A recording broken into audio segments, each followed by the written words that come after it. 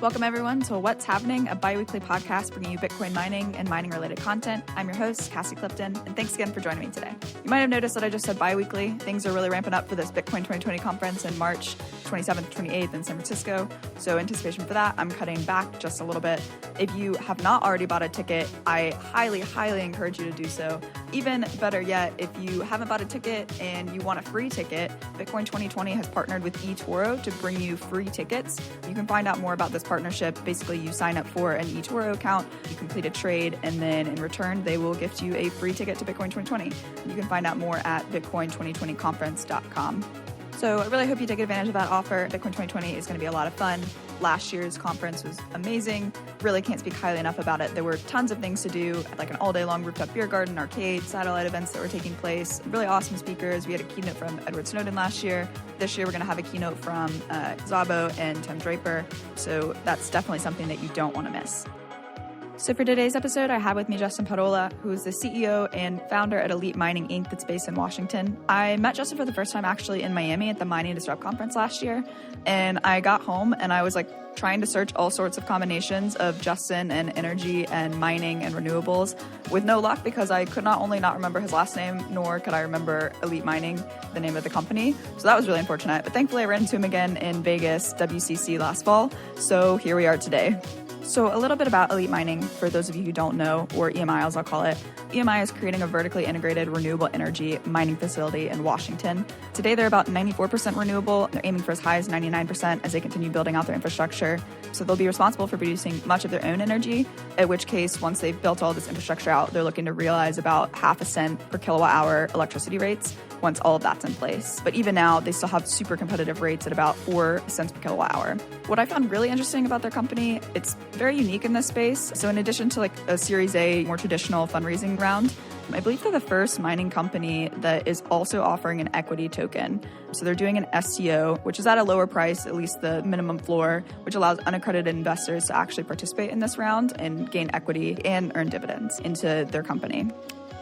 I've got a lot of respect for Justin, both in terms of his construction and professional background that lent him a lot of experience that really able to help him drive down his overhead costs and build out these facilities with long-term sustainability and profitability in mind, but also for his approach to running a business and the values that he has built Elite Mining on. So today you'll hear about how Elite is able to maintain profitability even in the event that Bitcoin drops below 2K prices, difficulties on working with PUDs or public utility districts to procure power, the unheard of ROI on solar installations that they're working on, just to cover a couple of topics that we're going to dive into. Elite also has some really cool announcements coming out in the next couple of months. So I actually ended up hopping on a podcast to record for just a couple of minutes with Justin on the phone yesterday, just a couple of weeks after we recorded our original interview, so I could get the scoop on some of those. So if you stick around until the end of the episode, you will hear about those announcements, which include more details on their token offering first week of March, their mobile units that are launching in April, which they have not yet shared information on, and the acquisition of 2 hydro sites that I believe they signed, sealed, delivered within the last 7 days. So that's super cool. So with that, we're going to go ahead and dive on in. Thanks for listening. Justin, thanks so much for joining me today. How are you doing? I'm doing well. Thanks for having me, Cass. I really like your podcast name, What's Halvening. It's very clever. I appreciate that. I actually can't take credit for that. I'd have to give that to Amanda Fabiano at Fidelity. We had breakfast one morning and I was like, you have any ideas for me? And she was like, what's happening? Just immediately came out of her mouth. And I was like, all right, I think that's it. That solves that one. That's really awesome. Yeah, it's a great name. And it's so relevant to the markets, especially with Bitcoin dominance. So right. And I was thinking especially right now as we're around the corner from the Halvening. So hopefully absolutely. Yeah, absolutely. So I'm really glad that I ran into you in Vegas again at WCC. And I heard that you did pretty well at the poker tournament, right? Yeah, that's right. I forgot all about that. We went to the WCPT, had a bunch of poker pros there and some crypto celebs, I guess they call them, like Brock Pierce. And a couple of the guys were there too as well. But it was a great time. I was really hoping to make the final table, but I got crushed because I lost on kind of a bad beat, but whatever. I'm still sore from that. But other than that, it was really fun. What is it like trying to read the poker face of someone who's in crypto? Same as always, or? It's a great question. So poker faces for crypto guys tend to be a little bit easier than professionals. Interesting. And because we have something in common, like, the chit chat kind of gets a little bit funner, and people tend to be a little bit more enthusiastic about crypto at those tables. So it's kind of more of it's a mix of professionals and amateurs. And so it's hard to really gauge tables because there tends to be a lot of up and down skill ability at the table. So yeah. And I'd imagine too, with just like the volatility of the market and the swings that we've seen in the past, like some of the people, the OGs in crypto, probably tend to wear their heart on their sleeves just in terms of being very readable people. Yeah, absolutely, they are, and it's really fun. I went up against Scotty Wynn a couple times. I actually got him. I got some Scotty chips. I was really happy about that. He's a really, really friendly guy, really cool guy to spend some time with. We got to talk to him for a little while afterwards. But he's a professional, poker professional. He won first place. I think Lacey won second, I believe. But yeah, I got 14th or 15th, I think. That's not so bad. That's yeah. In the field was like about 100. Oh wow. So, yeah, that's extremely good. Oh, thank you. Appreciate it. But it was really fun. Had a great time. A lot of great networking over there too as well. Is that Michael Turpin's, I think he just purchased that, I believe, a little while ago, but it's Mike Tyson's old mansion. So yeah, a great little spot to go over there and kind of network and have some fun. Would that be the same place that the Hangover would have been filmed? Yeah, that's exactly what I was thinking. Yeah, that's cool. That's super cool. Yeah, I went in the back and I was like, "Oh, hey, that's right. This is kind of surreal." Yeah, exactly. Yeah. That's awesome. Have I made it? Have I made it now? Or is that what I'm? I don't know. I would say so. I think you've made it if you've been in Mike Tyson's mansion, and maybe maybe if there had been a tiger, we could say for sure. But oh, that'd be sweet. Yeah, that'd be great. Would be sick. Yeah, it's unfortunate he went bankrupt, but I still think Mike Tyson's a cool guy. So yeah, super cool. So I know that you've been traveling a good bit and fundraising, but what else have you been up to these days? What has your life been like the last month or so? Oh my gosh. Yeah, no, you're right about that. And essentially, I've been traveling an incredible amount all over the U.S. And, I'm definitely going abroad. Plans to go to Singapore next month. And I'm a road warrior. I've turned into a road warrior. And it's funny because, in typical situations for me, I'm actually really kind of a homebody. I'm not really a road warrior type guy. I'm kind of comfortable in my own little zone. But so what have I done lately besides travel and try to raise money? Let's see. Not much really. Oh yeah, I watched some. I'm a big NFL fan, so I like sports, NBA, NFL. I'm a big sports guy, so go Seahawks. Yeah, they're good. Especially this year, they got the first seed right now, which I'm pretty happy about. I assume that Seahawks is in your top 2 draft picks. Yes, yeah. For sure. Yeah, Russell, last name Wilson, man, he's killing it this year. He's I think he's number 2 in the MVP voting right now. So I really admire that guy. I actually model a lot of my work ethic and business modeling after that team. Pete Carroll and Russell Wilson really have an enthusiastic organization. I tend to do the same thing for the culture of my company. So I really like that team in general, but most importantly, I derive some of that methodologies to my own business life and just in general in my personal life too. So that's awesome. That's super cool to hear. Before we get into a little bit more about Elite, I would love to hear how you got into mining, how you got into Bitcoin really, and a little bit more about your background. Yeah, sure. So let's see, this has been about 3.5, 4 years ago is when I actually dived head first into it, when I decided to take the plunge, as a lot of people have their moment. But I actually knew about Bitcoin for quite a while before that, which was really frustrating to me because I was one of those guys who was like, oh yeah, no, Bitcoin is trash, it's going nowhere. And then I started doing some research on it, and I'm like, wow, this is actually a really cool technology, and most importantly, has the ability to change more than just its initial kind of mission statement. And to me, that was the aha moment was about 4 years ago when I thought, Bitcoin wasn't going anywhere. And I checked the market one day. One of my buddies was like, hey, look at the market. Bitcoin just shot up to I think it was I don't know, it was $1,000 some dollars or something like that. I can't remember the exact price. But then I was like, oh my God, did I really make a wrong decision? So I was like, yeah, okay. I know the feeling. yeah. I was like, okay, I guess I'm going to dive head first. And I took all my savings and just dumped it right into mining. And I started out with a large amount of GPUs. I traveled to Canada. I took my truck and got myself a little U-Haul trailer behind me. And I went and I bought, I don't know how many miners it was. It was a lot more than my wife wanted me to buy, that's for sure. I think she probably thought at that time I was literally insane or something had happened to me, going and spending a large amount of money to go pick up these computers from Canada. So she was... Yeah, it's a wild space. And for someone who hasn't, been super exposed to it, it almost seems extremely irrational. So it's hard to bring people on board and get them understanding.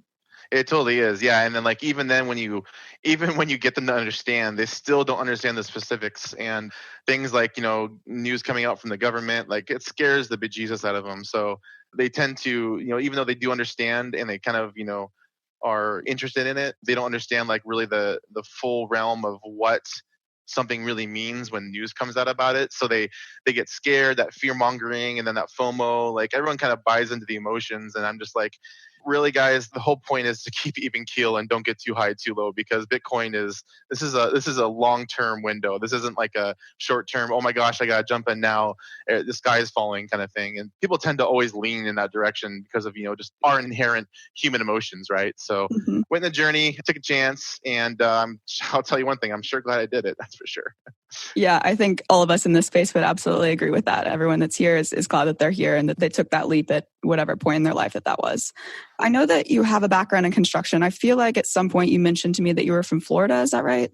No, I was, okay. I'm from Washington State. Okay, that would make sense. I was going to say, how did you get from one end of the country to the literally furthest most point away? But yeah, I know. Yeah, if you're from Washington. Yeah, it's literally the longest flight. I think it's the longest flight. Yeah, Miami to Seattle, I think. Yes, it is. That was a dredge. But so basically, yeah, no, I'm from Washington State. Born up in the Pacific Northwest, and up here is kind of a lot of people don't even like think about Washington State in general, which is surprising because East Coast guys, they don't really care about it, but Washington State is, massive companies are born here. Like some of the most influential companies in planet Earth, like, Microsoft and Boeing and Amazon and, all these different companies. I think Zillow was born here too, I believe. I didn't realize Amazon was born there. I knew about a couple of the others, but that's interesting. Yeah. I think I'll have to fact check that, but I know Microsoft, Boeing, and a couple other really influential companies were born here as well. Yeah. I think a lot of times when people think about that region of the United States, they think about like a lot of just natural parks and forest land. So It's hard for them to think about like the more civilized areas and innovation that really comes out of that area. It's true. Yeah, there's a lot of good thinkers over here. Seattle is a melting pot of a lot of Asian culture now. It didn't used to be like that, but in the past 20 years it has been. And a lot of people from, universities and people over here in general just seems to be more pleasant. So I really like Washington State. No knock on any other states, but when I went to New York, the times I go there, it's like, wow, I kind of remember why I like Washington State. So, yeah, a little bit not quite as fast of a pace of life and able to commute easily. Yes, yeah, no, for sure. Yeah. I mean, Seattle traffic's really bad, but I mean, you also don't have the smell of the city. Exactly, yeah, no, for sure. Nice cclean air. It's got a little bit of everything. It's got bay. It's got ocean. A lot fewer rats. Yeah, a lot fewer rats. That's for sure. Absolutely. Not that rats would only live in that cold environment anyway. Yeah, not that I don't love New York too, but each city has its own pros and cons. So yeah, it is what it is, right? So right. Yeah.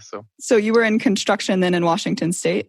Yes, that's correct. So yeah, I've been building, the majority of my life. I started building. My older brother taught me how to frame houses when I was 14 or 15 years old. I always forget like exact date. Yeah, so it was kind of just built into me. And, from that point, when my brother started teaching me that, a couple of years before that, I was a big time nerd. I played, back in the day, with the games like Blizzard games. Let's see here, Diablo 3, World of Warcraft, and those kinds of things. Warcraft 3 before it came out.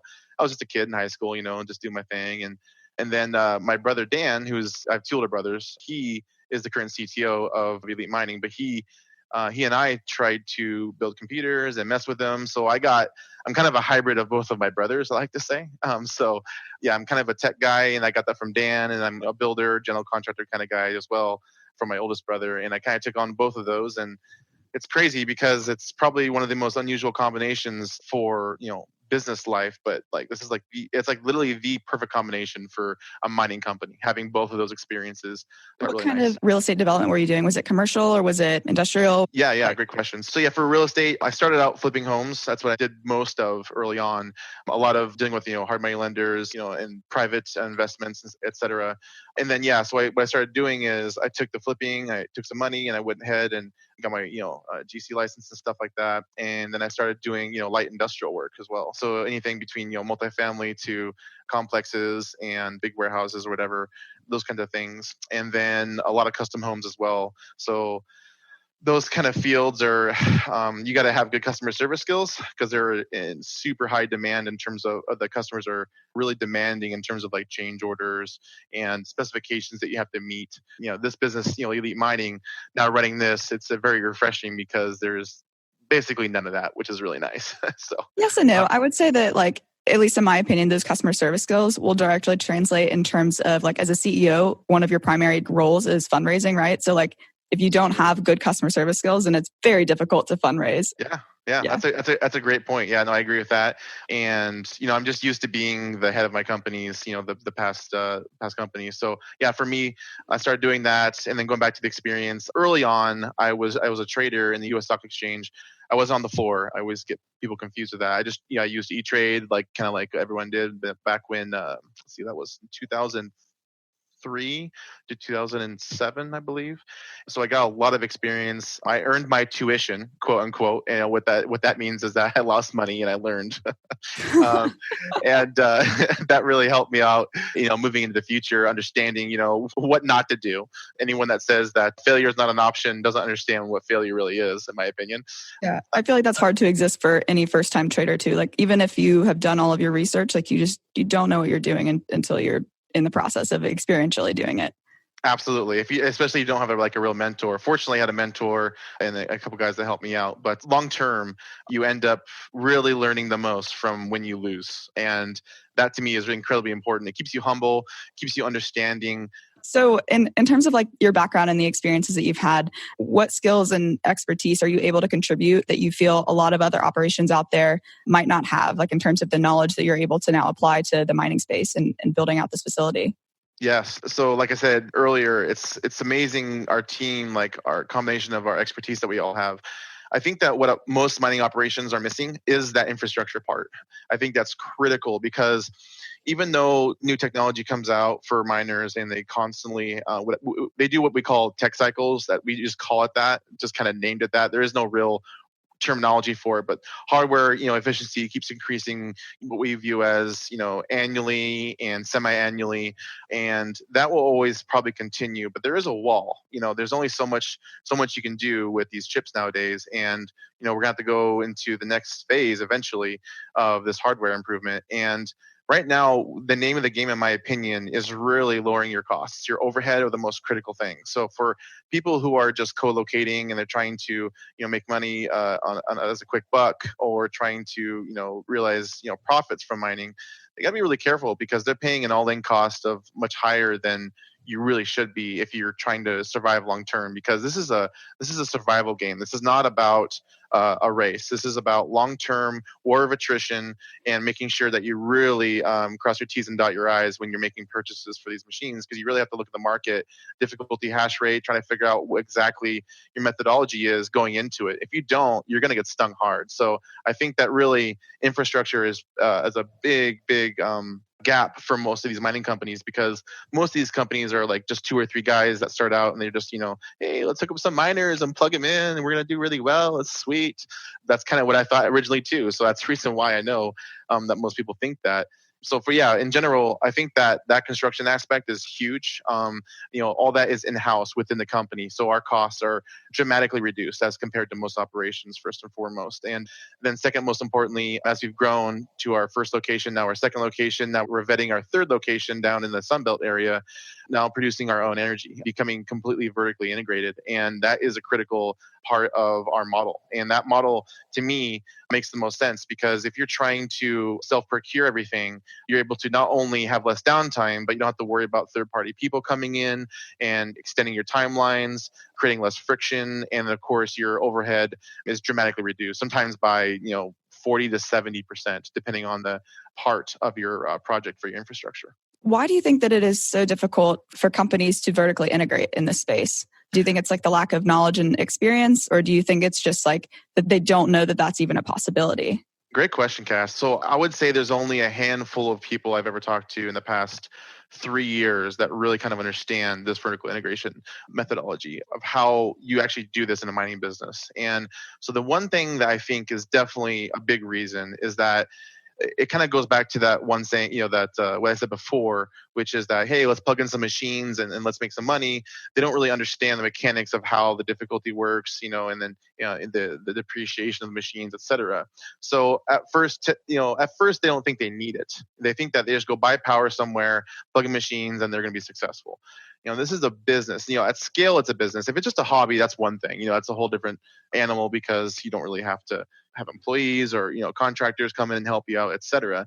But the one of the big misconceptions in the space with vertical integration is what really is what vertical integration is in the mining space is you're able to produce your own energy at some level, at least, if not all of it, and then using that, you're able to leverage the best prices for your actual mining. So there's very few companies doing that. I'll give you an example. Layer 1 was a really good example because Peter Thiel just led that round. I think it was $50 million investment. So basically, what it comes down to is for vertical integration, first of all, you have to have the expertise. That's incredibly important. So if you don't have someone as a head of your company that has that expertise, then you have to hire it on, right? And you have to defer to somebody. So that to me is already in itself a major friction point for most companies to even begin. Then you're also contracting out to someone who has no experience in this space whatsoever, or you're lucky enough to find someone who has experience contracting with a data center, but those are few and far between. They are few and far between. And then most importantly, these mining facilities, they're a little bit different than a data center, even though there's a ton of similarities to them. But, they don't need the exact things that's like an AWS needs, right? These facilities that they use, they're not by any means a mirror of each other, right? So they're inherently different in the fact that, these miners, they don't need superior air conditioning and a completely controlled environment unless you're in I don't know, let's say Arizona or something like that, where it's really hot. You have to have something there. But for most of these operations, they're in cooler areas. They try to be in cooler areas because they air cool everything. They blow the hot air out of the facility, and that's all you have to do. You don't have to, maintain it like you do a typical data center. So there's that understanding first and foremost. But you're right, though. You're 100% right, Cass. I look at it like this. If you have to hire out expertise to do all these things, these third-party contractors, they don't care really about getting they care about getting the job done, but they don't care about pivoting or anything like that. You just get charged more. It's called change orders, right? So whenever you have to change a job when you're building out your infrastructure, first of all, your timelines always get pushed out. So if you ever have a change in the situation, just basically earmark it for 3 months of pushing something out. Because if there's ever a change, these contractors, you have to document, you have to paper it. It's always underestimated how long it takes just for communication. Right. And timing is everything in this space, especially in the mining world. If you're 3 to 5 months away from project completion, and let's say at this point you've already placed orders for your machines so that they'll get here on time, you just in case there's any delays in the manufacturing process, then you could potentially just have miners sitting there for millions of dollars worth of equipment sitting there unused for several months, and you're just losing money. That's like a game changer. It's like almost game over for most people, because now their perceived profit that they were that they were trying to allocate in their balance sheet and the P&L, it doesn't exist anymore because you already lost the 3 most important months. So that can really take down the operation in general. And then that's a lot of these reasons why that we're mentioning right now is a big reason why these companies fail and they file bankruptcy. So it's very unfortunate because I don't like seeing companies fail, but when you fail, you learn. Right. No, absolutely. And hopefully you bounce back stronger. I will say though, I think that in this space, because the barrier to entry for Bitcoin mining is so high right now because of the cost of the equipment, the amount of capital that you need to invest, your monthly overhead costs and the timeline, just the knowledge and expertise that you need. I think that vertical integration is slowly becoming more and more prevalent, or at least slowly it's being understood that is a prerequisite to join in this space. Because if you're going to have outside capital flowing in, since we don't have debt in this space yet, and it's pretty much significantly equity-based capital raising, then we have to have vertical integration. It's no longer an option; it's a prerequisite to entering the space. Yeah. It's a prerequisite if you plan to stay around a while. Exactly, and I think that's the thing too. And I've had this conversation with a couple of other larger mining operations in the space that I really respect, and it's that people are building for for short-term 1 to 2 year profitability, but they're not thinking about the long-term landscape, and that will put them out of business. Yep, that'll put them out of business. It's very unfortunate. And the second prong to that, that I really look at is when you're talking about vertical integration, one of the most important factors is who you're dealing with. the people that are around you in that environment. Like you have to be able to hire or at least have people around you that know what they're doing and can communicate well with you. That is so undervalued. It is actually probably one of the most important things, because that can literally sink a project or grow a project to insane heights.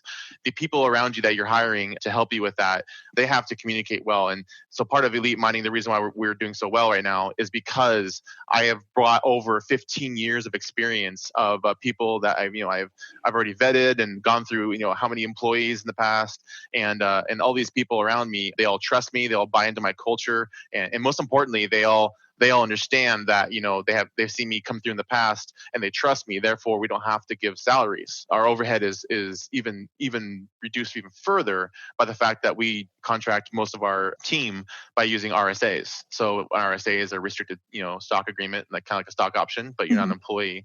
And they're betting on me and the future value of the company. And now we've grown to like 27 people already. So we're very excited about the forward momentum that we have going on right now. That's awesome. Yeah, I was going to ask how big your team was. 20. I didn't realize that you had so many employees now. That's amazing. Yeah, and it's super important too. I think that like for the success of any company in any industry, like if you don't buy into the vision of the CEO, then like I just don't think that it's possible for the company to be successful. I think that's one part of it, and then like a combination of like loyalty and trust of the employees among themselves and like with leadership as well. So yes, absolutely. And I'm a big proponent of sharing the wealth. So I really, in my personal life, I'm really altruistic. So I tend to kind of give people more than I should, but I'm just that way. So I kind of carry that with me to my companies, and I say, hey, here's a little extra, here. Really knock this out for us, and that really feeds into the culture of really forward momentum and creating a lot of push to get things done, because hey, I've really given you this and I'm working hard every single day to make this happen. Let's really, as a team, let's accomplish this goal. And it's a very tangible way for you to prove your loyalty to them as well. So yes, absolutely. That's a great point. So of the people that you've hired, how would you say that their backgrounds and experiences complement yours? So let's see here. We have a kind of 4 divisions in our company, I like to say. We have a research and development part of our company. We have a construction division of our company. We have our investment committee, and then our board. Of that structure that we've created, it's a very organized methodology, and we kind of start from the bottom. We research and development for whatever we're going to do. We kind of we venture off on doing other little projects that might be good or not good, and and then we bring it up to the investment committee. The investment committee goes ahead and says, okay, is this viable for our internal hurdles, a rate of return, IRR, as everyone knows, and is this a good idea? Then we say yes or no. Then it goes to our construction division, starts planning it out, and then the board signs off on it. And that's the kind of the structure we've created it within our company. And for the people that we've hired, they all fit into those categories. So we have, commercial electricians, electricians in general, people who have, obviously in the past have built with me, homes and light industrial stuff, et cetera. Dating back to 10, 15 years, I still have guys with me that have been around me forever. So you certainly have the luxury of having the network, an extensive network already built up for that. Exactly, yeah, which was just like, it just fell into my lap when I got into mining. I didn't even think about it at first, but just like, wow, it's great. I have this already. So it was pretty neat. There's another big proponent I think that is probably undervalued as well, which is research and development. So understanding the market cycles, understanding how like future things will in the marketplace, those market forces rather, will affect the hash rate or possibly affect the price. I think those are important to at least estimate. Not that you can ever guarantee anything, but at least having a good idea and grasp of what the market's doing in the future. A great example is the Bitcoin halvening, which is the name of your podcast. So the halvening is really critical because there is a huge wall of I'll probably say we haven't finalized the research on this, but I think that's like anywhere between 50 to 70% of miners out there are S9s or a type of S9 version.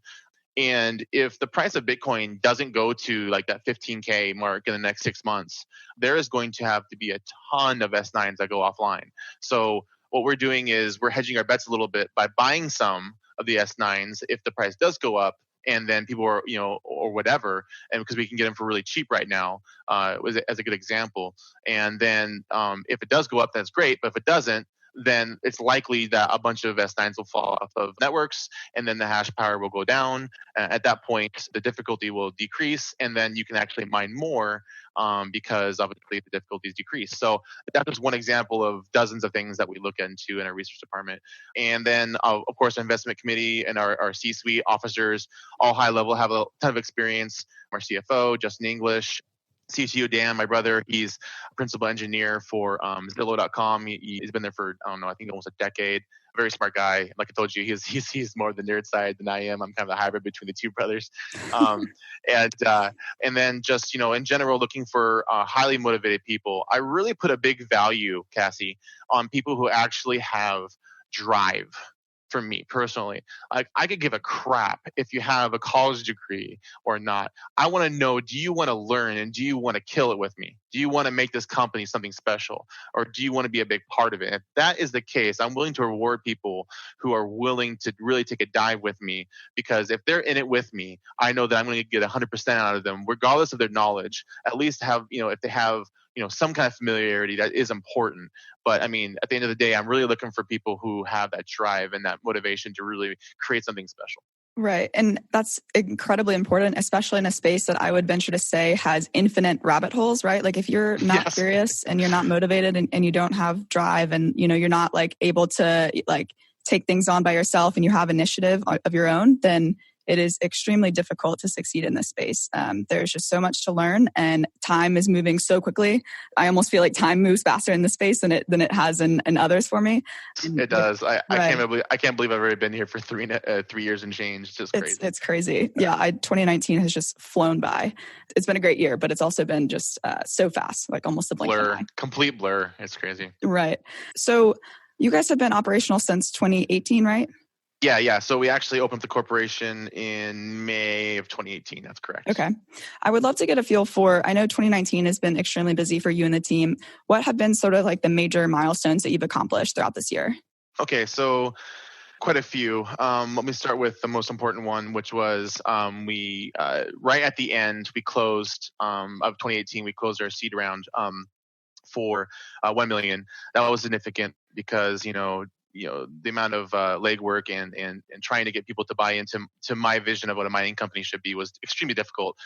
Because mining in general, especially for people who don't understand it, is like trying to sell ice to an Eskimo, So were you primarily, in terms of investors, were they within the space or were they outside the space or? Yeah, a couple outside the space. I would say a little bit of mix of both, Cass. Okay. So I would say that, really it was a mix of both, but the people that were inside the space have more skepticism because they understood, what's been happening to, the majority of miners. And really, are you legit? Are you a scam or are you legit? And that's really an important differentiation because a lot of people in the space already are familiar, at least, if not fully understanding of what mining is. But then you have to really sell to them, hey, this is the reason why we're going to make it. And other people are, they're full of crap. And that really is the most important driver for trying to sell people who are in the space already. Mm-hmm. And so Series A, and then yes, some other milestones. So, yeah, absolutely. You can look at our roadmap too. We have a really cool one on our website. But essentially, that's what we started out with. Then at the beginning of 2019, we started preparing for the STO launch, which is the Series A. And then the amount of work that goes into that, I mean, I don't even want to talk about how much money I paid lawyers. I'm a kind of a against the grain kind of guy, I guess. I don't know. I don't like spending money on lawyers in general, but you kind of have to. It's a necessity. It's a necessity. Necessary evil, if you will, but yeah. Yeah. Vampires are vampires, whatever. It's just how it works. They're bloodsuckers, but whatever. It's all good. I tend to always lean towards, growing a company and operations rather than, the paperwork side of things, but it is what it is. So we started that. We finalized our contracts with PUD, our first major one. We're working on our second one right now down the Sunbelt area right now as we speak. That was a major milestone that took like a year to put together. These long-term contracts with these, PUD stands for Public Utility District. It can also be called like, electrical companies or whatever layman term you want to put on it. But these PUDs essentially, they're cautious, especially up here in Washington, but they're very cautious about who they do deals with because they want to make sure they're not going to be held up to dry. So essentially, that was a big deal. We finalized that. Then we started doing construction of facilities, retrofitting. We made some significant milestones there. We made our first large deployment of our machines in that time frame in the earlier 2019. How many And megawatts was that? we only deployed just over 500,000, and we bought, at the time it was determined that the A9s were the best way to go. That was Inosilicone, and so we bought them at the peak of like $3,000, whatever it was. Oh, I bet that was good. Yeah. Yeah, for sure. Since we're in this weird market where like hardware and the price of the asset, that it correlates. It definitely does. They really price it, in accordance to how that kind of fluctuates. But yeah, so back then we spent 500,000. So that wasn't very much though. It was like maybe just over a fifth of a megawatt or something like that, roughly, give or take, because, that was how much it cost back then for those machines. It was definitely the right decision. We've done really well on those, already paid ourselves back on those and are moving forward. Then let's see, what else did we do? We procured and bought another location. So one thing that's really interesting that a lot of people don't do in their companies and mining companies is they don't really focus on the real estate part. For us, it's important because we want to garner, assets. We want to own everything we do. So we can build that balance sheet. So when someone invests in our company, they actually have, tangible assets that they're actually investing into as well. So, let's say worst case scenario, something does happen to our company, we got millions of dollars in real estate sitting there. To me, that's really important as well. Significantly a lot of advertising for non-endemic investors as well. Absolutely. Traditional investors love that part of it. So, and for us, it makes more sense because, also most importantly, when you look at lease versus buy in mortgages, you're always ahead by doing mortgage, for the most part, if you do it right. If you're leasing, you're always paying more, and then you obviously realize way less value long term. It's a no brainer in my opinion, but that's just I'm definitely feeling that with the apartment that I'm renting. I feel like I'm throwing away money every month, but I can't bring myself to buy a house yet. So I would wait, Cassie. I'll wait about a year and a half. Yeah, I'll wait about a year and a half. There's a lot of people forecasting recession, and the best time to buy a house is in a recession. So wait till it's a buyer's market, anyways. I actually have a friend that works for Capital One, and they are already preparing for the recession. Are they really? Mm-hmm. So I would assume that the other banks are as well. Yep. I would think so too. And all of a sudden, once that capitulation hits, it's on like Donkey Kong, man. Everyone's just going to go ahead and, just sell. That's just how it goes. Yeah, it's going to be a little scary, but. Yes, it will. And I'm actually a bit worried about it in general, just because, the last one was something, but this one could be even something else. So yeah, we'll see how that goes. But back to the 2019, those are our major milestones. We have a few more things that were kind of smaller, but not too big of a deal. But yeah, we launched our Series A for 6.4 million. We landed our lead venture capitalist, and we're going to market, for lack of better words, with our Series A. So we're really excited about our security token offering. Yeah, I definitely want to get into that, but I also have some questions just kind of while we're on the subject of like overhead and cost basis and the contracts you have with PUDs. I assume that you guys have some PPAs, which are power purchase agreements in place. What sort of like time period are you looking at there, and what are your electricity rates? Yeah, great question. So here in Washington, it can vary anywhere from like about 2.8 cents ish to about 5 cents. So the one thing that's really critical, that if anyone's ever going to get into space, is they need to realize that takes time. These companies are, in Washington's case, they're publicly owned. So you can't just walk in there and just be like, hey, can I get some power? And they're like, yeah, sure, that sounds good. Like, it just doesn't work that way. It's months of negotiations. The timelines are stretched out because they're doing their due diligence, making sure that, that you guys are, first of all, legitimate. And then, all these guys are going to follow through. You have to buy bonds. You have to do deposits. It's very expensive. And you have to make sure that you are following the steps appropriately, and then you're budgeting properly, and then realizing how much the cost is when you move forward with it. So, all those things are important. And for the most part, most PUDs and electric companies, they're going to require a large deposit up front to do studies. So you're at risk anywhere between $10,000 to $100,000, depending on where your location's at and what you're trying to accomplish, just to actually get the ability to do a PPA in some cases. So you're risking a lot of capital just to actually even start the conversation for most of these companies, depending on where you're at. For us, the power rate doesn't matter too much in the long run because, we're going to be doing self-production and net metering essentially. And then what percentage will be produced like internally?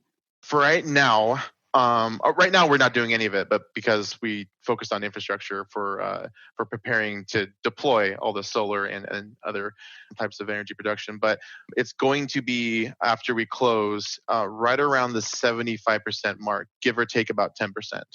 And it really depends on how the cost of the infrastructure falls into place. There's a lot of moving parts in this because we also want to do battery backup a little bit, but we don't want to spend an incredible amount on it because it's just not really cost efficient at all.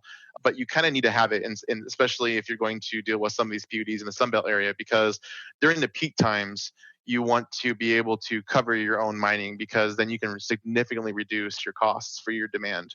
And in those cases, that is really, really important because that, it affects your bottom line and your overhead dramatically. So it just depends on, how much you raise and how much you're sizing your operation for. But essentially, that's it's super interesting when you think about that. I worked for a couple of years ago, an energy conservation company, but we had several industrial companies that we were working with, and we had actually suggested to them that they shift completely their operations by a 12-hour period so that they were working throughout the night just to lower their demand, because demand during the day is significantly higher than it will be throughout the night, right? So absolutely, especially down you're 100% right, especially down in the Sunbelt area.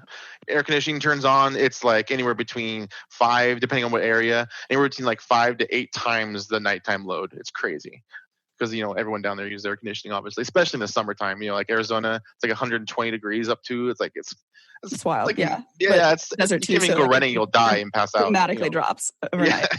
Exactly. Yeah. So it's really critical that you size it appropriately, and you're making sure you are actually buying enough to produce solar and your own energy, but also not trying to starve yourself of actual miners, because you got to produce revenue. But you have to balance it out very carefully. But that's the planned percentage amount. So then in that sense, what would be phase 1, not having your own energy deployed just yet, and then phase 2, being able to deploy, having that infrastructure built and being able to use your own energy instead of procuring it? What would be the different, the cost difference or your projections there? Yeah, so basically it comes down to right around to the higher 4-cent range initially without touching anything for our self-generation. Then and we've already accomplished that. We already have our first and second locations for that. And then once we start deploying this, our cost basis will go down to right around 1.5 to 2.5 cents, depending on the location. We have 3 of them now, or we have 2 now, but we're about ready to do a third that we're looking into right now. Actually, we're getting close on that one. And then that is phase 1 finalized. Phase 2 is after we start generating revenue, then we either, A, raise more money, or B, we can use some really interesting products in the market right now that are being really creative, buying hash power and other sorts of things to fund more miners, increase our revenue, and then get to the point where we can do phase 2. Phase 2, we will get to right around a fraction of a cent. So phase 2 would be in the line of around... Yeah, no, I'm super excited about it. So that's got to be bottom 0.5% in the world, right? Correct. That is correct. Yeah. And if you're that low, one of my high level things I like to say is it's going to be almost impossible to fail. Because if the beauty of self-generation is that it's a known commodity. Everyone understands what self-generation means. You're producing energy. Energy is the most important thing in the world besides, food and, some place to sleep, I guess, right? So at that point, not only do you actually self-produce that much energy, which is, good in general to do, especially for a green environment, which, we're big on, green energy and what we do there for that. But most importantly, you're completely hedging your bets. You have... Where other people are the lowest rates they can get are 1.8 to 2.8 cents, in some areas of Canada and I forget what's called Newfoundland, yeah, and in Texas and whatnot, we're well below that. So at that point, yes, we spend a lot more money on the infrastructure up front, but long term, it pays itself tenfold. So let me give you an example. If I was to theoretically have a fraction of a cent in energy costs, then an S9 that I could buy right now for anywhere between $80 to $120, depending on the condition. That ROI is in a month and a half, and nobody can touch that. It's just untouchable. So it's so exciting for us because we have the team in place to do it, seamlessly in terms of in-house and make it happen. So we're really stoked about it for sure. That's super exciting. So then if you were thinking about okay, let's say that you're at 0.5 cents per kilowatt hour, what then would be just not including overhead, but just your operating costs? What's the lowest price of Bitcoin where you would be able to break even? I don't know the exact number off the top of my head, but I can tell you that I know it's really close to around like, I want to say it's around like 1,500, I believe, is where it's at. That might be the lowest that I've heard yet.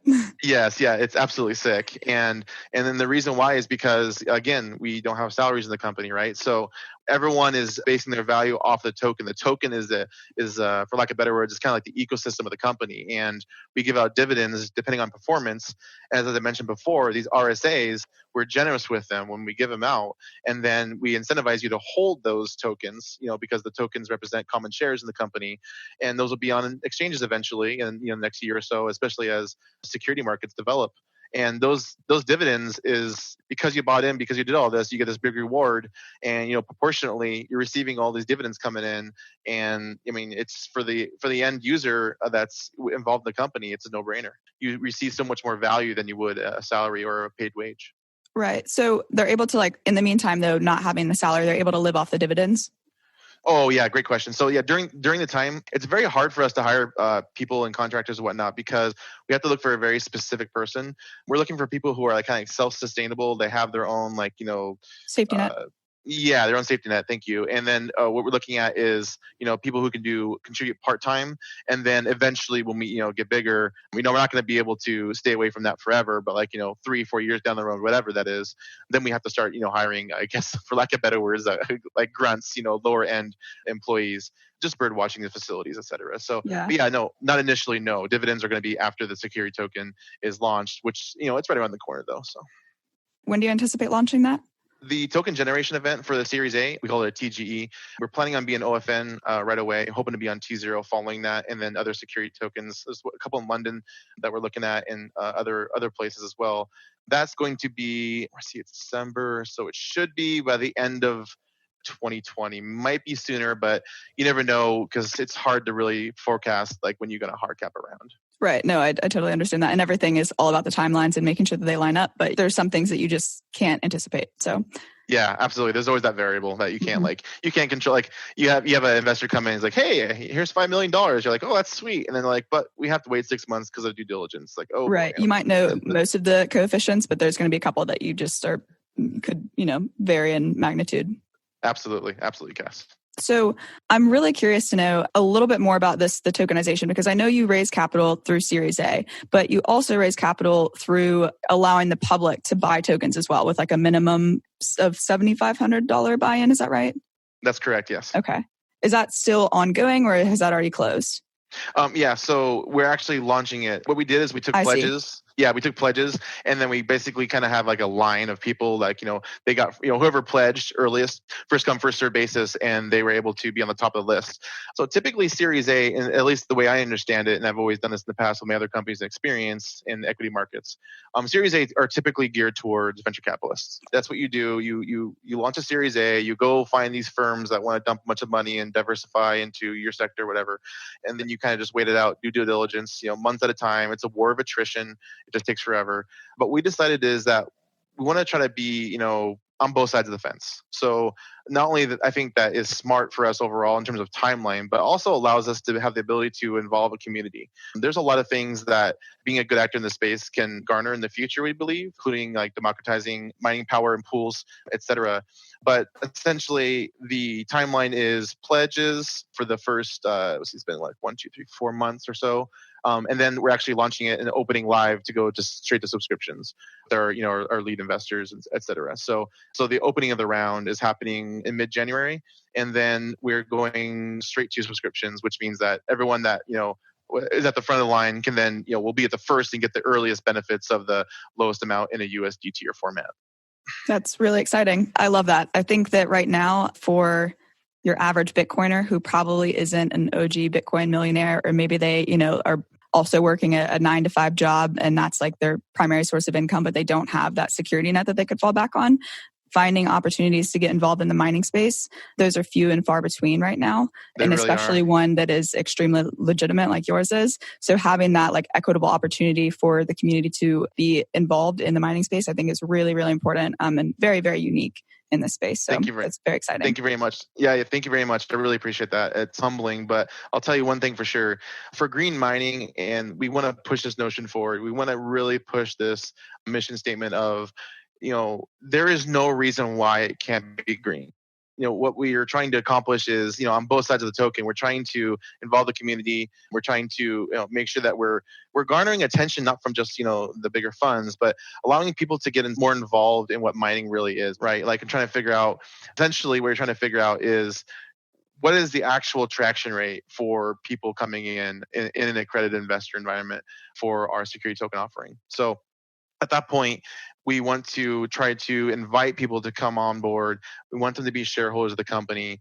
It's very unique in that kind of offering. And what we're trying to make the space realize is that it is profitable and it is actually the best solution to do green energy and self-production of energy, and you're able to make the most money long term. It's about the future planning, right? A lot of people are so short-sighted, or they have the ability to, or they, they're either short-sighted or they have a short window that they look at, 1 to 2 years. But you really have to look at the long term, because what's sustainable? What is long term going to give you the most bang for your buck? And it's just like building a house, which is I kind of refer to this often within my company meetings, et cetera. But building the foundation of what is the most important, and then building from there. And that takes time and effort to build the correct foundation for a company, especially like this.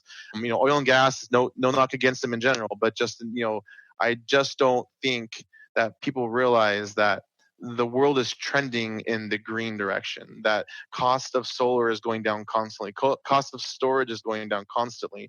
That's where all the money in research and development is going into around the world, around the globe. And so, when you're deploying, like for example, the Texas operations, and they're doing good, they're doing great, that's awesome, and they have cheap cost of electricity, et cetera. But if you're doing like generation of gas, for an example, you have a huge upfront cost. And even if you finance that long term, that in itself is a depreciating asset that doesn't last long term. Where if you take solar, all you have to do is you have the entire infrastructure set up on the property when you deploy all your solar, and all you have to do is replace panels every so often. And in most cases, if a panel goes bad, then you have a warranty on it, so you just get a brand new one for free. So, there is long term, when you're talking about infrastructure of self-production of energy, you have to account for the fact that long term you have maintenance costs, and maintenance costs are just absolutely tremendous when you look at your overhead for oil and gas, because solar is not mechanical. Battery backup is not mechanical. There's no engine, there's no moving parts, and you have to constantly maintain that. And that costs a lot of money when you're talking about large generation of power for gas. So it's really, really critical in looking at it from that perspective. And I think so much of it too is like so industry specific, because I know the cost of solar is falling so rapidly. I mean, we even have a number of manufacturing plants that are priced really, really favorably here in the US. It depends on the project type and the type of ROI that you're going to see for people to really open their eyes to that. So I'd be curious to know, I know for a lot of solar projects, you're looking at like 10 to 20 years, really just depending on the size and the location for, the solar index there. What about for you in Washington? What does it look like for ROI on your solar panels or on wind or hydro that you're installing? Yeah. So essentially for Washington State, it's obviously less. There's more clouds, and the wintertime is not obviously suited well for that. So we're not going to do a lot of it up here. We're definitely going to do some, but it's not going to be significant by any means. It's going to be just one of our, locations that have that, 2 to 3 cent capability. Down the Sunbelt area, that's obviously a whole different ballgame there. But to be specific to your question, what it really comes down to for an ROI, it depends on what and how you mine, right? If you're able to, in our case, and I'm kind of giving out a little bit here, but that's fine. I'm cool with it. In our case, buying secondhand miners is usually the better way to go, especially if you have in-house expertise on how to fix them, how to, procure parts, etc. All those internal departments that actually, mitigate the cost and damages that can happen to your overhead and your capex through having bad machines that come up, and etc. And if you buy secondhand, first of all, you're able to lower your costs by a significant amount. And in doing that, the reason why I'm explaining this is because when it comes to the solar ROI in Washington State, be about roughly 2 to 3 years. And down the Sun Belt area, effectively, depending on how things go in the future, I don't got no crystal ball, of course, but depending on how we land on our prices for our miners in the future over there, we're looking at anywhere between 16 to 24 months for an ROI, which is honestly, it's unheard of. And I was going to say, I've never seen that before, but that's incredible. yeah, literally, it's actually when I tell it to people, they actually literally label me as a liar. They're like, "Nope, you're a liar." Yeah, you I'm definitely like, have to provide some context there for that to make any sense. Exactly. I'm like, here's our research, and here's what we've done, and this is what we're assuming here in these categories, da da da da. But yeah, essentially, and the reason why the most important factor is, again, it's that labor cost. That labor cost is so critical, and our operation doesn't have labor costs. So what I mean by that is, like, on our actual capex. So if we have, $1 million and we're going to go build something, typically 50% of building something is labor costs. Well, guess what? We don't have that cost. So you literally just cut that immediately in half. So that is, in a sense, an incredible advantage that we have in our operation because of the culture and trust factor we have within the company's mission statement. That's amazing. I would also love to know, what are some companies in the space that you partner with? We're partners with, I wouldn't say we're official partners with Salt, but we are very privy to Salt and their operations there. A bunch of great guys over there for sure. We're partnering up with Hashrate. I'm not sure if you know about them at all, but they are building operating systems for mining, trying to, cover a large category of mining rigs, not just, a few, here and there for firmware, but essentially trying to create, like, almost like a Windows 95, early day version of operating system for miners. They align with our mission statement a lot, and they really like what we're doing. So we found really good synergies there with that company. So we're partnering with them. We have a few other partners that people wouldn't really know or recognize at all, but they're local businesses that assist us with, building out infrastructure, which again is, in our opinion, one of the most critical parts of our company. And anywhere between, electricity, engineering, procuring materials, offshore, purchasing, et cetera, those kinds of partnerships.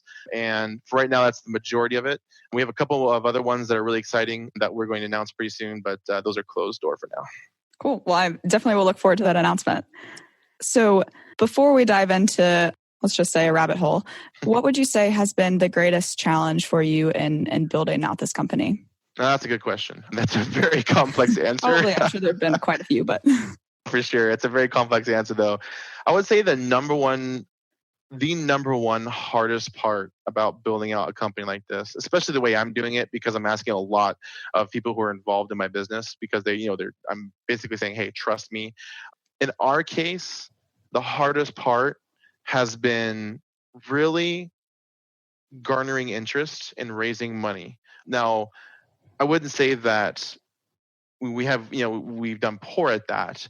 It's just the amount of time it takes from me. I'd rather be doing operational things, right? So for me personally, I love to be involved in day-to-day activities. I love to, try to help the culture, boost people up and lift them up, and really try to, motivate them and get tasks completed to move the company forward. So for me personally, in not the mining category, but just in our business specifically, that's been the most difficult thing, because there are so many mining operations that are scams. And what I mean by scams is some of them actually are scams. They plan to be a scam. They are, trying to basically steal in one way or another, trying to trick people into giving them money. But then you have a bunch of operations that really aren't, their intentions aren't like that, but they just don't understand that they really aren't going to succeed the way they're doing it. And if you're in this space, you can recognize them pretty quickly. But even some of the better actors that are really trying really hard, they just don't have the right ingredients. And for me, like I said, I'm a very altruistic person. I always try to reach out and help people and try to give them, some real good advice on what they should be doing, And really what it all comes down to is you really don't want to try to get too big too fast. So, really the hardest part has been raising money, because right now mining has a pretty bad name in general. I said that wrong. There's a lot of companies trying to quote unquote raise money have bad names because they're failing by the dozens. And there has been a phase of companies that are, quote unquote green energy companies. And they had token sales, they raise money, and they're like, they send an email, hey, where you guys at? And they're getting no responses. And it's because It's because they're failing left and right, because they're not really understanding the barrier of entry is a lot more complex than they think. It's not just buying machines and plugging them in. So raising money has been really difficult in that. But for the mining industry in general, Cass, I would say that probably the most difficult thing is really understanding the difficulty. People really have a hard time understanding difficulty, where it's headed, the deployment of new mining machines, mining rigs, and the tech cycles that exist, that again, we call them tech cycles, what really that means for the difficulty rate going up. So when you buy a machine, you think, oh, it's going to make this much money for another, 6 months or whatever. Then you get a delay, or if you don't get a delay, you get your machine. Let's say that you get your machine, luckily, and then you go ahead and deploy it. You install your machines, and then you go at it. Well, the reality is that you don't know exactly what the difficulty rating is going to be. You can only estimate it. And in most cases, it's usually more than you think. And so it's really critical in your projections to really calculate what the worst case scenario can be. And then you have to go from there. Right. You have to model a number of different scenarios, and it's super difficult. And I think like trying to predict difficulty is in a lot of ways like trying to predict the price of Bitcoin in the future. You know what those certain factors are that will really affect the price of Bitcoin, like just from economics 101, right? But at the same time, there are and you can look historically and use that data. But at the same time, there's so few historical data points for us to actually look at to see like where those inflection points are and how they affected us. And then there are a host of unknown factors that you could never predict, or you could never, find a way to get collect all of those factors and then put them into an equation to help you model what's going to happen in the future. There are always going to be unknowns in this space. So Yeah. And to tail off of that, the industry is still so nascent. People don't realize that. Like, I see people, I'm on Telegram all the time, and people are all just, just a big pity party and whining, oh, the price is going down. And it's like, guys, you guys got to plan for this stuff. You can't just think that the market's always going to be good. I mean, yeah, long term, the growth is happening. There's, obviously traction in the past 11 years, but I mean, we're still so nascent. We're still so early. This is such an early technology in terms of that. Like, if you think about the internet, it took 20 yeyears to really start having worldwide adoption. I mean, so yeah. I was watching yesterday YouTube videos from it was a YouTube video from 10 years ago, and just the video quality, I was astonished by. I was like, I did not realize how much progress we've made in 10 years. It's unreal. And dial up and yeah. So. Yeah, no, it is. It's really good, and it's really good to go back and look like you did, because when you're always in the moment, you just tend to forget because you take things for granted, right? You're just like, oh yeah, it's great, this is cool, and then it's like you look back, at I was looking at what was I looking at the other day? I was looking at videos. Oh yeah, that's right. I was looking at my child videos and stuff like that, and some old videos from my old phones and stuff. And yeah, you're right. The video quality is terrible, compared to now. Right, and it was we were just so excited to have that kind of technology at our disposal then. But yeah. It's almost black and white versus color television, right? I mean, it's that much of a difference. So you have to keep in mind, cognizant of the fact that you really have to really figure in that we are so new still. So one thing I'll say in response to kind of sifting through a lot of the scams in the space. Yes. I think the further that we get away from 2017, the better that it will be for the space overall. It just in general, I think that we've weeded out a lot of companies that really just their intentions were not benevolent at all, and really we're just looking to take advantage of people who were FOMOing in at that time. And that goes for the mining space as well as those just wanting to buy tokens and be a part of the craze. But what else would you say are some ways for people to sift through and identify those who have that potential to exist on the longer term horizon, and those people who are that their intentions are rightly placed? Yeah, that's a great question. And that one is really comprehensive, but at the highest level, Cass, I can answer that question very specifically.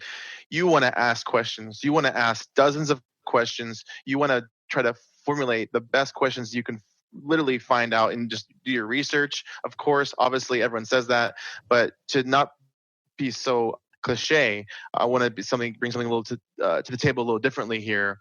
And when you're looking at a business or a company that is trying to accomplish something, really think about, first of all, are they ahead of their time? Are they too far ahead of their time? Is there a demand for something that they're actually doing? You have to look at the product and say, or product or service or whatever they're doing, and you have to say, is there an actual demand that you could see in the marketplace? And try to align yourself in that market in terms of your mental state, and really dive in head first into whatever category that is, and do a ton of research. see if people would actually would want to do this, or if it makes sense in the sector that they're in. And then most importantly, these companies, especially in 2017, they had nothing to offer. They're just a web page and a white paper. And a web page and a white paper, I mean, they just don't mean anything. It doesn't mean anything. It literally means nothing, in my opinion. A business plan, having what kind of traction do you have so far already? Is it just an idea? Understanding if this is a pre-seed or a seed or what it really is in the stage of the company is really important. So you understand the risk you're taking, right? So at the end of the day, a lot of these people, they're like, oh yeah, FOMO, and I'm going to make a lot of money with this token. Well, these utility tokens don't have any value. There's no value. Their profitability is based on mass adoption, which like in a space that is already experimental in nature, they're like adding another experiment to the pile that's like a spin-off of the original experiment, right? So it's like the path to profitability just isn't there. It just isn't there. It's like a bunch of layers of for lack of a better word, it's just a bunch of layers of bullshit is really what it is in a lot of these utility tokens. So, the best ones, it's funny because I was talking to my friend about this the other day. The best ones have good companies, and then their utility tokens are doing well because they're a good company, right? So take Binance, for example. Their utility token was really simple. You get a discount on your trades when it started, right? And then they also, I think they used to pay employees and stuff like that, which is a really cool idea. They're outside the United States too, so they're able to move a lot faster. One thing that was really interesting about Binance is that they built a good product. They built a good company, and that token did well because of that. Not because the token's ecosystem of what it did in utility was amazing. It wasn't. It was good because the business was good, and because the business was doing well, it made sense to have the token because it provided a good value for utility. That's the reason why Binance's token did really well. So I like to use that example and bring it to people and saying, hey, yeah, there is utility tokens that could be successful, but this is the reason why. It's because the company is a good company, and or not necessarily a good company, but is doing well or has traction, right? So that's really critical to take. Right. And like operationally, they're succeeding. And I think that's one of the major factors that is lacking from a lot of those projects. Yes, I mean, like and executing. And execution. That you literally just hit on the nail on the head right there. I was just going to say that, Cass. So when it comes down to it, it's all about executing. You can idea yourself, you can group think, you can do whatever you want, brainstorm like crazy. But if you don't actually have something that you're executing on, it means absolutely nothing. It's just a bunch of words. I think a lot of those projects would have done well existing in universities as like PhD projects personally. Not that, going and getting a PhD in philosophy isn't valuable, but like that they are experiments and they're highly theoretical, and that it's not ready to, be on the market just yet. Because like you said, there's no demand. And I think oftentimes in this space that like there are a lot of really brilliant people here, but we often get ahead of ourselves and forget some of the, business 101 skills. Yep. No, absolutely. I think that a little bit of healthy traditional business sense is definitely creeping into the market slowly. I see that kind of trending in the right direction, which is good because there's a lot of guys who are really smart, but everyone was moving way too fast. It's like you guys are getting so far ahead of yourselves. It's kind of on the borderline of ridiculous in a lot of facets, in my opinion. But Yeah, no. So, but at the end of the day, it just comes down to having some traditional business sense is really important. If you don't know what that is, just go talk to somebody. They'll tell you, and you'll be like, "Holy crap! Maybe I'm not ready to do this at full blown yet. Maybe I'm not." If you're, a new entrepreneur, or you're someone getting into space that's really has an exciting idea, go consult people that you trust, or at least you can, trust with an idea at least, or whatever that is, and then talk to them. Go vet information to understand how to run a business, because running a business involves a lot of paperwork, and there's a lot of things that you have to do before you really become an actual thriving business. I mean, it's just crazy. Look at Amazon. I mean, it took them 10 years to actually start getting some real traction, for how much money was dumped to them early on. So, and that idea evolved so many times too. Like Jeff Bezos, it was originally pretty much more or less just like purely a bookstore. I have a friend who her father was in Silicon Valley, and he knew Jeff, and they had some conversations about his like online book business. And he was like, all right, man, that's interesting. Good luck with that. But like didn't mention anything further about the business. And then I love that. Clearly it has evolved significantly since then. So yeah. So I have a saying that I like to take with me and use a lot is the ability to pivot is the most important quality of all. I took this with me for many years. So I can't even begin to tell you, Cass, how many times Amazon's probably pivoted. Hundreds of times, probably thousands, honestly. being able to be... Yeah, the Amazon card. Yeah, exactly.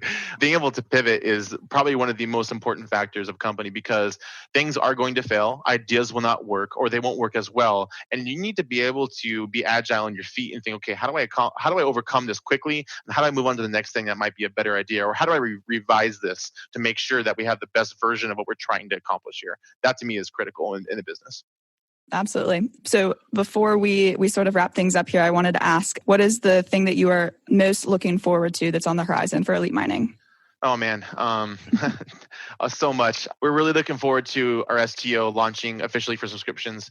Like I said, we're full ready to go. We got our lead investor, our lead VC, and a handful of accredited investors on board already, and we're really looking forward to our launch. We put a lot of hard work into this, especially being so unique. I believe we're the first equity security token for a mining business that's going to be on security token exchanges or ATS. I was thinking so. This is the first time I've seen a model of this kind. Yes, I believe we're the very first one. So we're very excited to prove that this is actually going to work. And like I said, in the background, we've done a tremendous amount of work to get this already here where it is, but also manage our risk and hedge against, hedge our bets. So it's also important, like in a company, like to make sure, like if you don't raise all this money, well, how are you gonna be able to survive? And to us, the answer is yes. We've made sure of that. How we're going to grow if we didn't hard cap or whatever, but we're planning on hard capping. Needless to say, we're not really like betting on that. Yeah, exactly. Yeah, we're going to hard cap. That being said, though, that's really exciting for us moving forward. Our third location is obviously very, very exciting for us, because that's going to be our phase 2 down the line a year or so from now, which gets us to that fraction of a cent cost, which basically makes us. We're de-risking our company to a tremendous amount. So an investment in EMI really means that you are investing in probably one of the better, we like to think the best, but I'm going to be humble about it, one of the better green mining companies in the world. So, and that takes a lot to do, and we're really excited about that, Cass. Yeah, no, you guys are definitely making waves in the space and are certainly positioned as one of the leaders in the mining space, in the Bitcoin mining space. So really, really glad that I was able to have you on today. Thanks so much for joining me. I know that we're, in the holidays and things are starting to get crazy. So I appreciate you taking the time to join me today. I wanted to let our audience know where they can find you and Elite Mining on social media. Yeah, great. The best place to start would be going to elitemininginc.com. That's elitemininginc.com. And yes, Elite Mining was taken and we couldn't find who to buy it from, so it really sucked. So for that, you can go to elitemininginc.com, look us up there. You also can go on Twitter at Elite Mining Inc. You can we're on Instagram as well. Same thing. And yeah, we are also on Telegram as well, Elite Mining Inc. For NTG. We're in multiple platforms. What about your personal Twitter? If people want to stay up to date with the Seahawks and whatnot?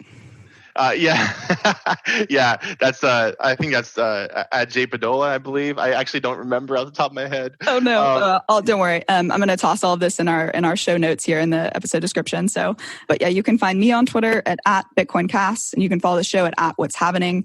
And of course, be sure to subscribe to What's Halvening to stay up to date on the latest mining podcasts. Once again, thank you so much, Justin, for joining me today. I appreciate it. Thank you very much. You got a great thing going here, and you have an excellent one. I appreciate it. Thank you, you too. No, bye-bye. All right, Justin. So I interviewed you a couple of weeks back, and it really worked out that I decided to hold off on publishing this interview because in the meantime, you've had a lot of really exciting announcements coming out. Isn't that right? I think the first of which we should probably cover would be your token offering. That's going to be the first week of March. Is that right? That's correct. Yeah. So we're going to be launching the offerings on March 3rd. We're really excited about it. There is a simultaneous offering of 3 different types. So the first type being, are there options for like accredited investors, unaccredited investors? What do these 3 offerings look like? So what we got is we have a Reg CF. Reg CF is 1,070,000 cap. It allows for unaccredited investors to come into the offering, which is we're really excited about that part. We're big believers in that. The government shouldn't be able to tell you what to do with your money. We think that people should invest where they want to invest with their own money. So that part's really cool. And I noticed the SEC has made some pretty good progress on the quote unquote accredited investor status, but they still, in my opinion, have quite a ways to go. The other offering is a Reg D 506C.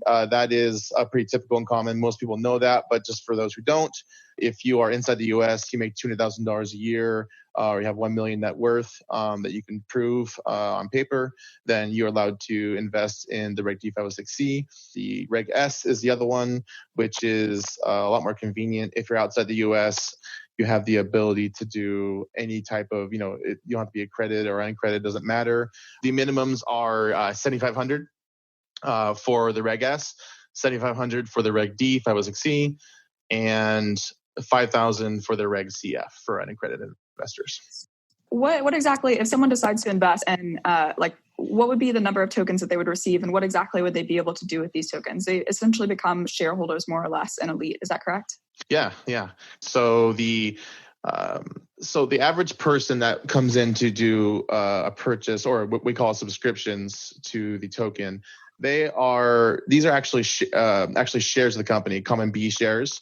These are non-voting type. So the reason why that's significant is because with tokens and voting, it becomes messy for equity. So we decided to take the voting part out of it, just leave that to our private common A shares.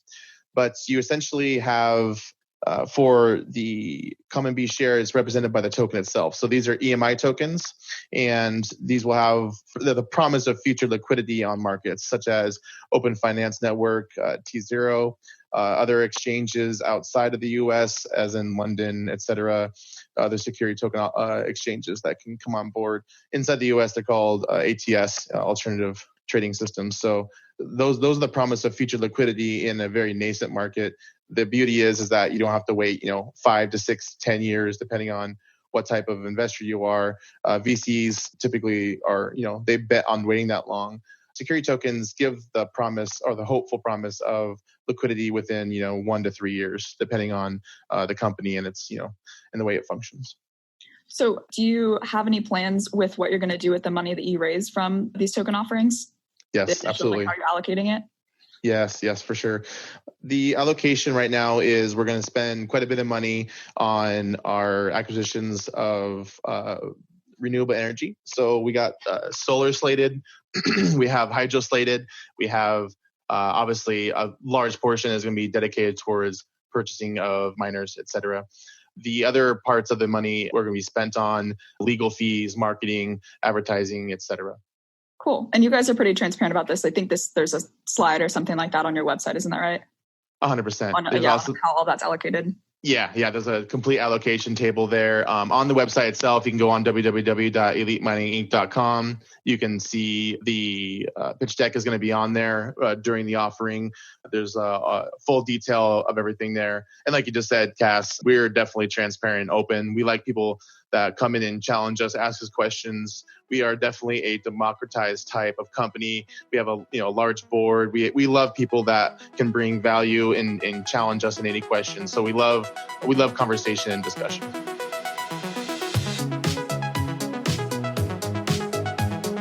Thanks to all my listeners out there for tuning in to today's episode of What's Halvening. The What's Halvening podcast is a BTC Media produced podcast on the Let's Talk Bitcoin network. It was produced and edited by Christian Corollas. You can find more podcasts covering Bitcoin on the Let's Talk Bitcoin network and can follow them on Twitter at the LTB network for all of the latest episodes.